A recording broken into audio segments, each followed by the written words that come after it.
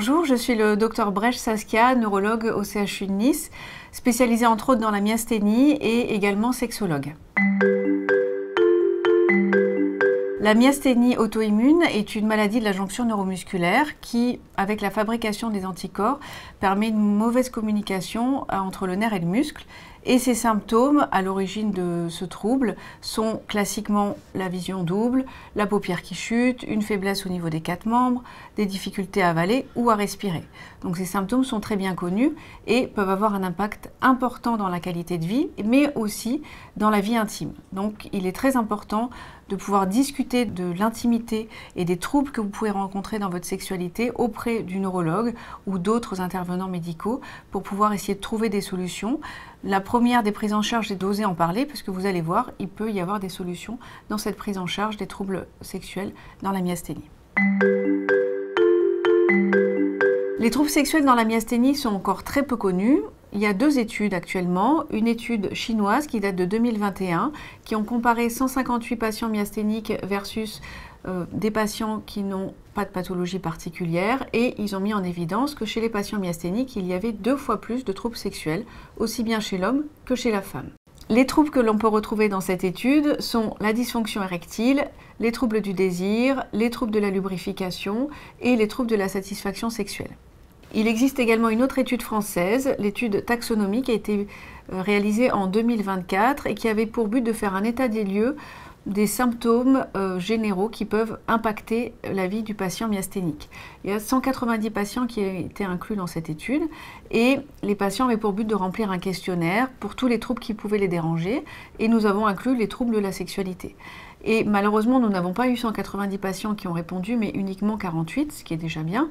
Et sur les 48 patients, on retrouve la même proportion, un patient sur 2 avait des troubles sexuels. Ces troubles sexuels étaient différents. Au premier plan, on retrouvait une diminution du désir et une diminution de la fréquence des rapports sexuels avec leur partenaire. Donc, ce qui démontre bien, encore une fois, que ces troubles sont vraiment présents, comme dans beaucoup de pathologies chroniques de toute façon, et qu'il faut absolument les prendre en charge. Avant d'aborder les troubles que l'on peut rencontrer dans la sexualité, on va déjà parler de la réponse sexuelle habituelle. Donc Master et Johnson, en 1960, ont décrit cette réponse sexuelle, aussi bien chez l'homme que chez la femme. Donc chez la femme, on a une phase de désir, ensuite d'excitation, de plateau et d'orgasme. L'orgasme peut être seul ou multi-orgasmique, et ensuite il y a une phase de résolution. Chez l'homme, on a à peu près le même schéma, donc la phase de désir, d'excitation, le plateau et un seul orgasme. Par contre, l'homme ne peut pas être polyorgasmique. Pourquoi? Parce qu'il y a une phase de résolution et surtout, il y a une période réfractaire où c'est un temps de repos obligatoire avant que l'homme puisse avoir un deuxième rapport sexuel.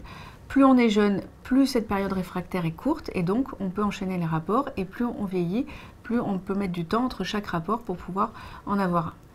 La différence que l'on voit également entre l'homme et la femme, c'est que vous avez vu, la femme peut être polyorgasmique et l'homme uniquement monorgasmique à cause de cette fameuse période réfractaire, mais également le temps pour avoir l'orgasme. En général, chez l'homme, on dit 2 à 5 minutes, et chez la femme, on est plus entre 10 et 13 minutes.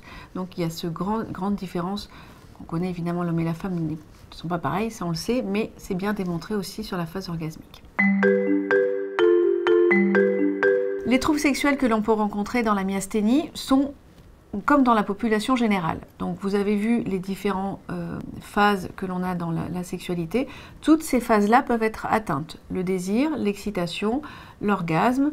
Donc ça, c'est des phases très classiques qui peuvent être atteintes. Et après, il y a des spécificités selon le sexe. Donc chez l'homme, une des grosses motifs de consultation, ce sont les dysfonctions érectiles. Ensuite, il y a aussi une diminution du désir qui est très fréquent dans les consultations et des problèmes d'éjaculation précoce, c'est-à-dire que il n'y a pas de définition sur le timing par rapport à l'éjaculation précoce, mais on va dire qu'en dessous de 1 minute, le patient est considéré comme éjaculateur précoce. Donc ça, c'est vraiment souvent les 3 principaux motifs de consultation en général, et dans la myasthénie, on retrouve principalement les dysfonctions érectiles et les troubles du désir. Les troubles sexuels chez la femme, les plus fréquents que l'on peut retrouver, c'est les troubles du désir, que l'on appelle classiquement la diminution de la libido. Ensuite, il y a une diminution de la lubrification et les douleurs pelviennes. Les douleurs pelviennes sont souvent liées au fait qu'il y a une diminution de la lubrification et il peut y avoir d'autres pathologies associées comme une endométriose par exemple. Les médecins et les patients se demandent pourquoi il y a des troubles sexuels dans la myasthénie. Actuellement, dans la littérature, il n'a pas été mis en évidence que le problème de l'injonction neuromusculaire est à l'origine directe des troubles sexuels. En revanche, ce qui a été démontré, c'est que les symptômes de la myasthénie et certains traitements que l'on peut utiliser dans la myasthénie peuvent entraîner des troubles sexuels.